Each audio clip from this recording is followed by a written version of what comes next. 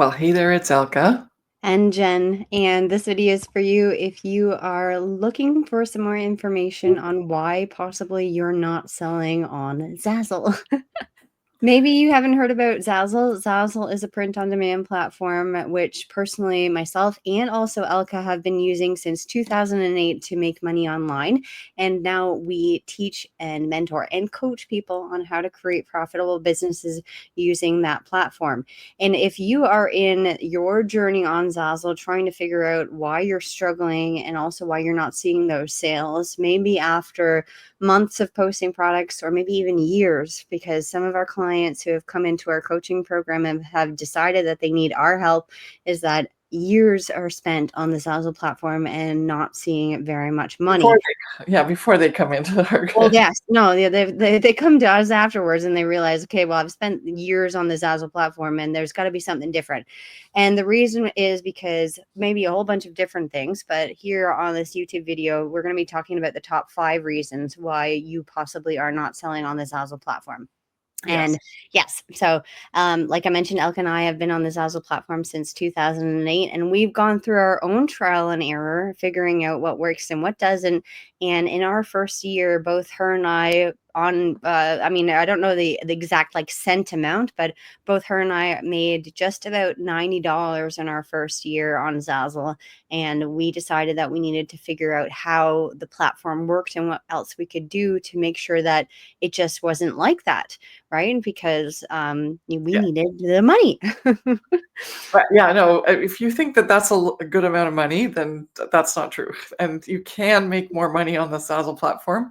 I know we can always never make any income claims, but Jen and I have certainly made a lot more money on the platform on a yearly basis since then. Yes. And also currently our clients are proof that our 5 strategies work, because not only do they work for us, but they've also worked for countless clients that have come into our Profit by Design Academy, implemented the training, which basically walks you through step by step how to implement the 5 strategies that Mhm. are the framework that Jen and I use to finally make it on the Zazzle platform.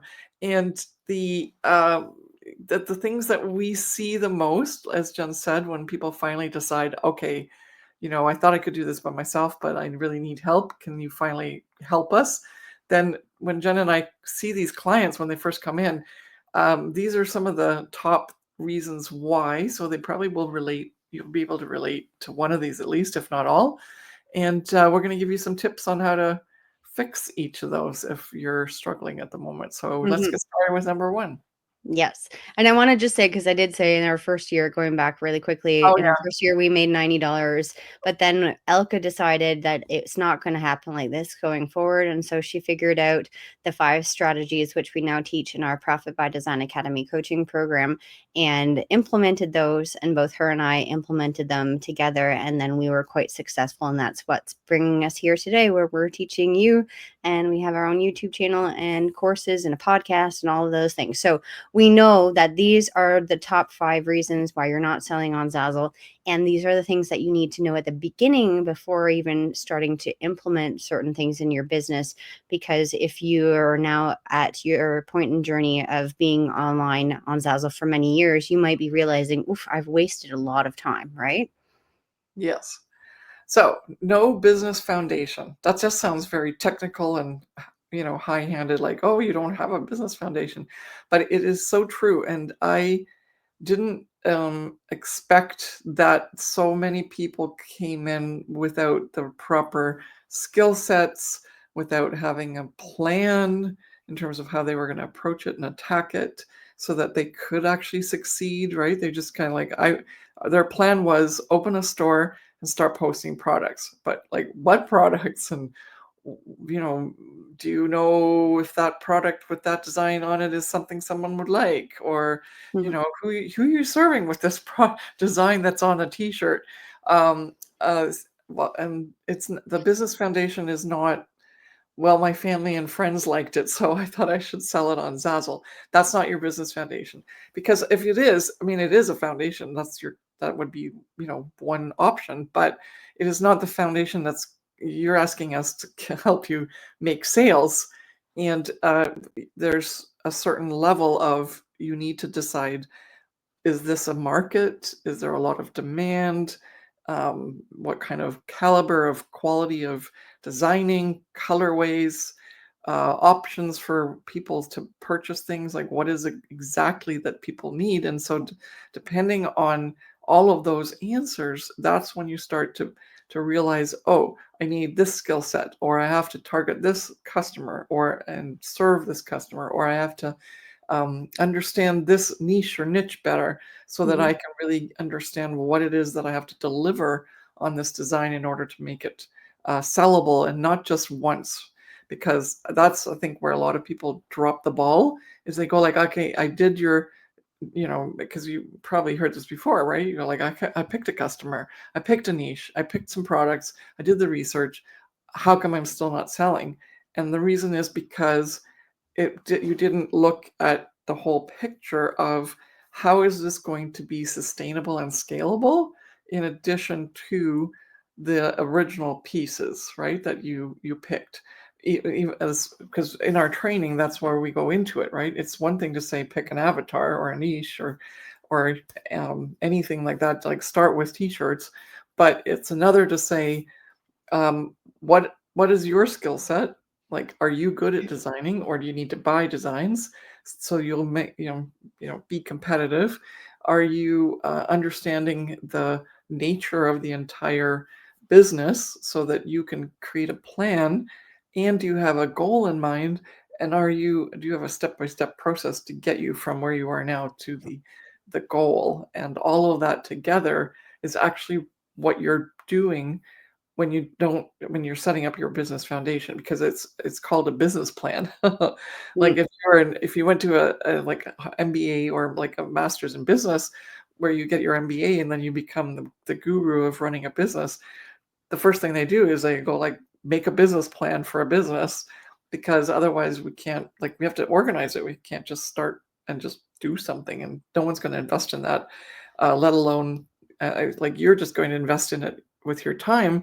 And since it's not your money, you realize, okay, well, I can just do it. But if it was a proper business, then you would have to justify the reason for doing this to an investor or something like this. And I think that's the disconnect when people are on the Zazzle platform. They forget that it's not just a hobby, or a side hustle where they're just going to start and see what happens, but instead it's actually, I have to set this up as a business, otherwise it won't be a business and it won't Mhm. produce like a business. Yeah. Yeah. Okay. And then the Okay. next point is not designing what serves a customer. And I Uh, kind of took your thunder away because I already said some of that, but go oh, for it. that's okay. No, well, you mentioned, for example, like you're not designing for yourself and your family members because those people aren't going to provide your income for whatever, how long you want to be on the Zazzle platform. But we have seen so many, examples of this with some of our clients and some people as well who have reached out to us. And even me personally, when I first started out on the Zazzle platform, I said, well, I really want to design this because I personally like it. So I know that because I like it, then someone else is going to clearly like it. But you're not serving yourself. You're not serving what you want and what you need. You're targeting a customer and you're trying to figure out who that perfect customer is. And we actually just recorded a video. And if you haven't watched it yet, we talked about, the important things that we wish we would have known when we first started out on Zazzle. And the one of the main reasons, or the main point, sorry, was that you have to figure out who you're trying to sell to, right? And if you don't have this person in mind who you're trying to sell to, and you're just creating these things online because you like these things, then you maybe, I don't know if you will or will not sell, but you might not sell to very many people because it's just all your own personal wants and needs, right? And so you have to kind of remove yourself from that situation and that mindset of designing just the things that you like. And some of our, when the people come into our Profit by Design Academy coaching program, some people have literally told us, well, I'm not designing that thing because I don't like the color pink, or I don't like this, the way it looks like that, or I don't like this thing. And yes, I agree with their own likes and dislikes. But if you are in a position where you're literally not creating something because you don't like it, then unfortunately you are leaving money on the table, possibly, right? Yeah. Yeah, that's what I usually ask them back. It's like, "So you don't wanna make money?" Yeah. And, I mean, yes, there's such a variety that you can definitely, skirt around that. If that's something you really don't wanna do, then that's it's your business, and you definitely can set it up that way. You can set that as a non-negotiable. But what's very important is don't use that as your market research. Like, don't use your own likes and dislikes as market Yeah. research to prove that you can scale to a 6 to 7 figure business on the Zazzle platform because, yeah, you and your family can't sustain the purchases to get you there. But the other thing that I wanna say is, and we don't talk about it a lot, but I think this would be a really nice goodie for you watching right now, is you also have to know who shops on Zazzle, right? It's Mhm. always one thing to go like, okay, I picked this topic and this niche, and I know I've done the research that these people buy this, but what if that customer isn't on the Zazzle platform?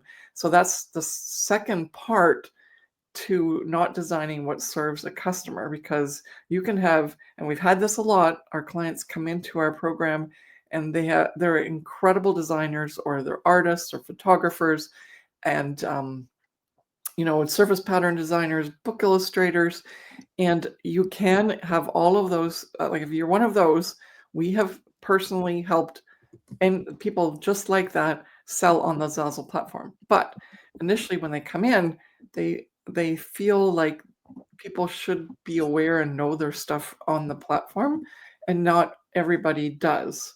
And so Mhm. you have to understand that if you want to use the Zazzle platform as a way to sell your stuff and merchandise your something that you're already branded for and people know you for, then that's great. But if you're coming onto the platform and you're expecting like runaway sales on in areas where people are not the customers that are not typically on Zazzle, because you're not driving the traffic to your Zazzle store, you're literally depending on the marketplace to give you those sales and to be your customer, then you have to know who those customers are that come to the platform. And that's when you realize, oh, some of this isn't applicable just exactly the way I presented it. For example, like we helped some surface pattern designers not just put their surface pattern designs up, right? How do you use your surface pattern design in a different way? Do you add a photo? Do you add some text? You add and that made a huge difference and allowed those people to be successful on the platform, where initially they weren't, because Mhm. helped them we showed them how to leverage their assets, which are their surface patterns, in a way that was what spoke to the customer that was on the Zazzle platform. Okay, what's next? All right. So not promoting to get your listing seen. Yes. And this is weird because we're not really that much of a proponent of active promotion. Like, not when you think of promotion, you think of Instagram or Facebook or paying for ads, especially when you're coming from one of these other sites like Etsy, where it's very clear. You think, oh, well, how much ad spend should I put away in my budget to like send ads to my store on Zazzle? And actually, it's against the user agreement. You don't do ads because Zazzle does ads. Mhm. And but we still have a lot of different ways that we can promote on the Zazzle platform. And the most important is getting your keywords right, which is the search engine optimization, which is an acronym, SEO. You might have heard that.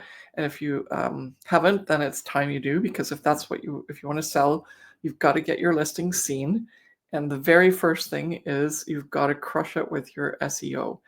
That's the one and only thing that would be the very first thing we would teach you and train you on. And that's actually why two of our sessions at the moment are all about constant feedback on, is this labeled properly? And here are some suggestions that John and I have to label it properly. And even Zazzle's starting to get into giving you keywords for specific products and specific niches, because they want their listings to be seen. They want your listings to be seen. But Mhm. that is the very first way to promote, because each of your products is actually a URL on the internet. So. Mhm. Okay, and the next point is not aligning your products available for the amount of, did I do that right? Not aligning your products that are Yeah. available, sorry, for the amount of money that you want to make. It's a biggie, right? Because do you want to take over on this one, or because I talked on the last one? Oh, you can do it if you want. Yeah. Okay. If that doesn't make sense to you, then it will in a minute because um, I was thinking because Jen did this. She has this nice little story where she posted like 5 T-shirts in her store at the beginning, and we laugh about it now. But back then we were serious. It's like, okay, we did 5 T-shirts. These should sell, and Yeah. you wanted $5,000 a month. Sure, let's do it. Like, I see all these other people selling, oodles of T-shirts. Back then we didn't have Everbee, but we had some other ways to see what was happening, and we go like, yeah, we're set to go, and then crickets, and nothing happened. And Jen made a couple of dollars, but not $5,000 from 5 T-shirts per month. And maybe you are listening to this and you go like, well, I have a T-shirt on Etsy that's selling that much, or on Zazzle that sells that much. And there are some people that have done that. There's some really fun examples. If you're in our training, you get to hear about those. But the idea here is that you have to be realistic, right? If a Yeah. T-shirt is a $20 T-shirt and you get a royalty of $2, like if you set a royalty at $2 and you don't promote, so you're not getting the extra referral income, which brings it up to about 45% of the T-shirt. But even then, that's that's not even like $10, right? And so you'd have to sell a lot of T-shirts if you want to make $5,000 a month. You can do the math. Hmm. And so if your one T-shirt, it has that many views, and we do have clients that have like 30 to 40,000 in views per month. And so if you even say 1% conversion, that's 3,000 customers that might have actually bought that T-shirt in that month, right? But is that the norm? That's not the norm. And you're just starting out. So you want to be more realistic. And you have to say, hey, I have to have so many products in my store, X products in my store, in order to make sure that I have even a chance of getting one of those to sell. But if I want to make like more than one sale, then I should maybe have, 100 products out there that are each going to give me one sale. That means I have 100 times that I'm selling this product at $2 royalty. And you get the picture, right? So you do the math, you bring it, you decide what you want, and then you figure out how many chances, i.e., products, you need out there in order to even make that money happen. And that's where the aligning comes in. And a lot of people don't realize that. But then they also go the other way. And then they say, well, I made 1,000 products and I post them in my store, but I'm not getting the money I want, even though I listened to your, math that you said I should do. And and that goes back to the other reason why people aren't selling is the design, right? It's not a Well, matter of, yeah. there's a matter of number, but there's also a matter of good intentional products. That those are the numbers of, because it can't be any old product. It has to be intentional products at the number you need in order to hopefully get that sale. And I'm going to throw in the wrench in there and say it also depends on when you post them for sale. Because I have a fun Yes. story about when I posted a whole bunch of Christmas products for sale a week before Christmas. And I was expecting a whole bunch of money to come in because I knew that they were intentional and I made a really great design, did all my titles and tags properly, but no sales came in. And it was because clearly I didn't understand the concept of when I needed to post them for sale. So that's also something that you have to think about is the schedule of things on when you're posting things for sale in the marketplace, how much time it takes for people to find your products, how much time it takes for people to buy them and then utilize them, especially depending on what type of product you're selling, right? So, for Yeah. example, Christmas cards, you can't sell Christmas cards a week before Christmas. It just doesn't make sense. So, yeah. Yeah, and that's a very important part of aligning, because yeah, you have to align your actions and when you take those actions with when it makes most sense. Okay, Mhm. so missing out on potential sales. What was that? Oh yes, that's right. Okay, so one more, because this is something that we're finding, especially even with our mastermind clients, is And we talked about it actually the other day in our coaching call. So I'm going to just like spill the beans here. But when Jen and I first got started, um, as soon as we got a sale, we were excited, right? Mhm. And we didn't do anything else about it. It was like just like celebrate, we got a sale. And then we're just waiting for the next sale. And by had we done the missing out, like, are we missing out on more sales? Had we asked that question, we would have said, yeah, because this is starting to sell. So now we've got to leverage it, right? We've got to Yeah. like make matching products so people buy more than one thing, or make it again in another colorway or something like that. So then you realize that if you're selling a little bit, but you're not selling as much as you want, you're probably missing out on potential sales if you're not doing the analysis of what's selling, and analysis and decision making and action steps to actually make more sales, which, like, it's a given, right? You just have proof positive that something's sold. That means another person will probably like it too. And so how do you make more people see it? How do you give people more options so that you get more people buying what just already worked? And then there's a caveat to that. Like, if you're not selling, then by doing the analysis of what's happening there, like you ask that question, like, why isn't this not selling? Then you can actually make some changes. Like our clients in the our last coaching call realized that their titles and tags were not the greatest, and that's why they didn't get any views. But as soon as they fixed those, the views started coming in, and then they started getting sales. Another option is that you have the views, but there's no sales. And at Mhm. that point, you go like, well, then let's have a look and see what's the issue. Like, why would someone not buy it, even though they came to see it and they would have, like, basically under the assumption that they have the intention to buy it, but why isn't it being sold? And so there's a caveat of things there that we can assess to help understand that. And And I we thought get too into it you here, but yeah. were gonna also mention that you're missing out on potential sales because, even with some of our mastermind clients and one-on-one clients, we realize to this day that they don't have certain products and collections, and they aren't they're not cross-selling as well as they could be, all of that stuff too. Yeah, I mean, yeah, you're bringing it to the next level. So if someone here is listening and they go like, "What are collections?" It's something that we use because Zazzle offers it as a way to cross market and make more Mhm. sales. And so many different ways that you can do this and leverage and increase your sales that are there as potential. Um, and so that's one of the reasons why you definitely have lots of options as to why you might not be selling. Mhm. Um, do you want to say something about the free masterclass? Well, we're holding a free masterclass, which is called Amplify Your Zazzle Sales in 1 month. The link is in the description of this video, and we are holding it between March 25th to the 28th.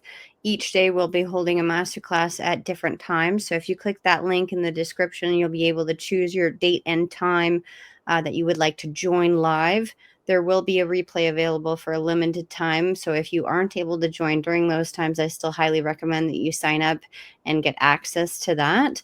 But yes, at the time of this recording, because it is March 2025 right now, so March 25th to the 28th, 2025, if you're watching this after those dates, then unfortunately we're no longer available for you with that masterclass.